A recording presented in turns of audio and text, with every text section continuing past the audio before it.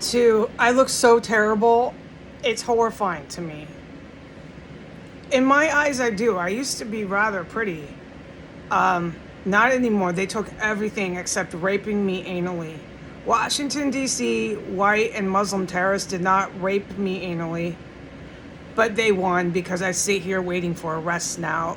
No one will help. No one will come. No one will do anything. I just sit here helpless, waiting to somehow save money to get out. And they'll just keep coming, and then they're going to come and haul me off for these videos, for anything I type, say that I'm psychotic and take me away, make me beg, plead for a case in front of a judge, I guess. It's so illegal, I can't even wrap my mind around it, but that's I guess, God's will for me. If it's God's will for me, what can you do? You can't. You can't do anything. But I don't look at how I look. The bags, I have bags under my eyes. It is not my age. I'm not in denial about the aging process. I'm saying I get poisoned every day. I go pee-poo up to 10 to 11 times a day. This is from the moment I get up till they'll do it. They'll keep filling my room up 9 o'clock at night. It's just whenever they want. And I could tell you specific exact things and stuff, but I'm done. I'm poisoned in here every day. It never stops. They have their hands on the most wicked fucking poisons in here. They never stopped using them. I still can't talk about what I've witnessed the poisons do to other people that I know are in here when I've witnessed stuff. I am forbidden from talking about it. If there's a chance I can get out of here without being arrested for my mental health or being arrested and falsely accused of criminal things, if there's a chance, then don't talk about everything, Heidi. Try to do it another time, you know? You won't forget it. You're witnessing people being killed, sweetie. You documented everything. All you got to do is look over your things. But I don't think there's any hope. I got my relatives on the crusade. They're persecuting their own relatives. Terrorists would do that. I realized what they were doing. They did and engaged in terrorism so much in front of me. Even Heidi realized it.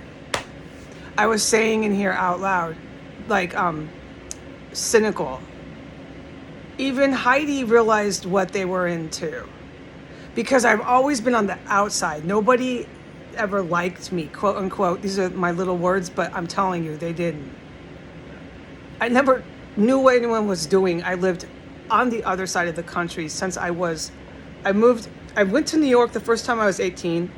I moved to Philly at 25, was there for a year.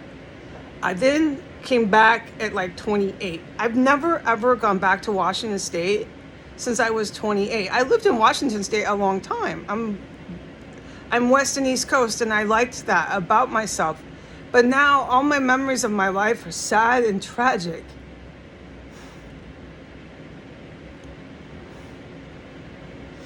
I never went back. There's a reason why. I didn't want to be around any of them. But even Heidi, by the time she was in her 40s, realized what they were into. It's domestic terrorism. It explains everything. I don't know what exactly. Heidi would not know. Any investigating agent would know I'm the family member that had no fucking clue. That's what I mean by even Heidi fucking realized it. It was so obvious what they were doing, and they kept doing it and doing it and doing it every day. And then they stopped. They just suddenly stopped. And then when I dumped all my stuff, it started up again with them. But I'm forbidden from talking about it because I want to have a chance of survival in here. I woke up sick because I don't want my mom to get hurt. I've exhausted myself praying for her. I don't know if anyone might hear this or see this, but if you have a family member that is involved in something that is dangerous, or they're lost. I understand because I'm in recovery. They're lost on drugs and alcohol. I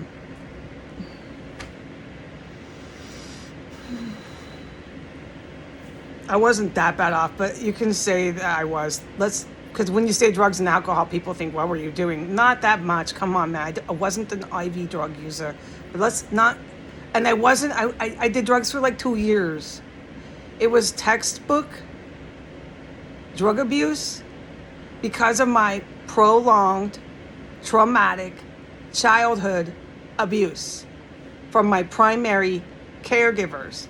Thank you very much. It was textbook. I had trauma.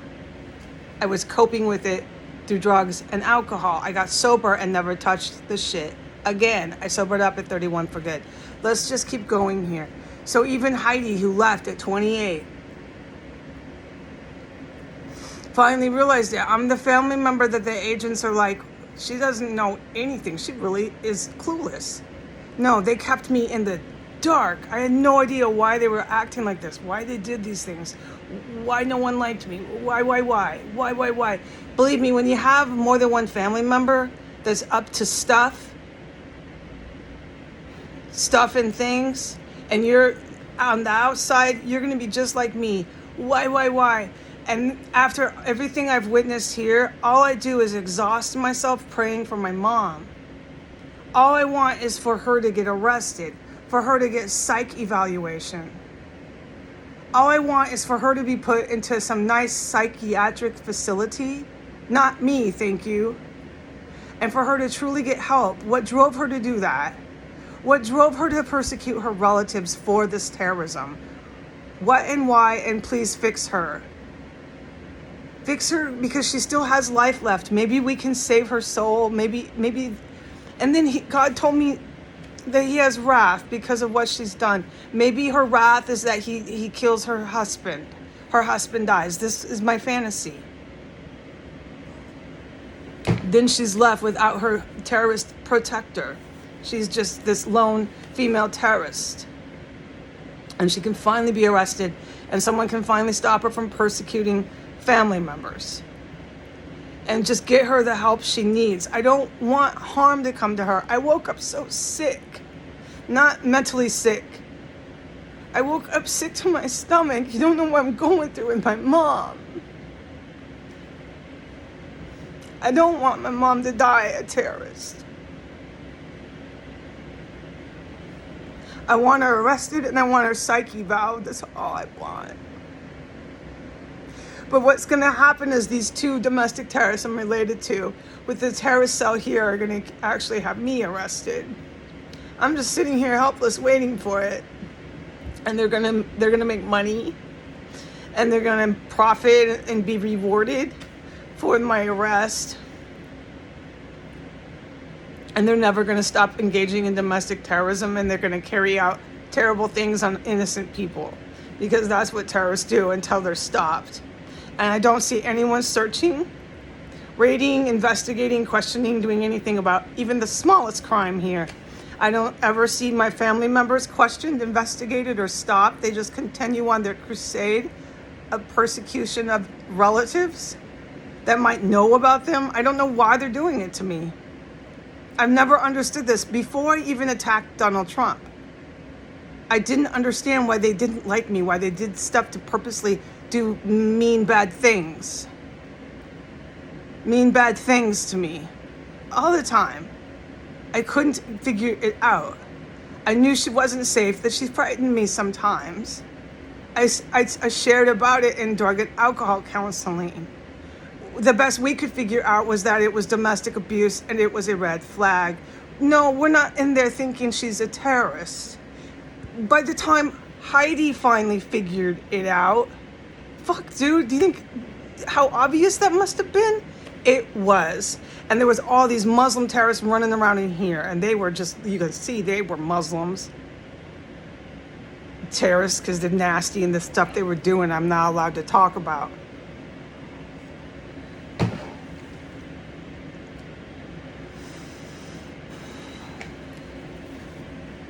Okay, where are we at? 9-10 minutes.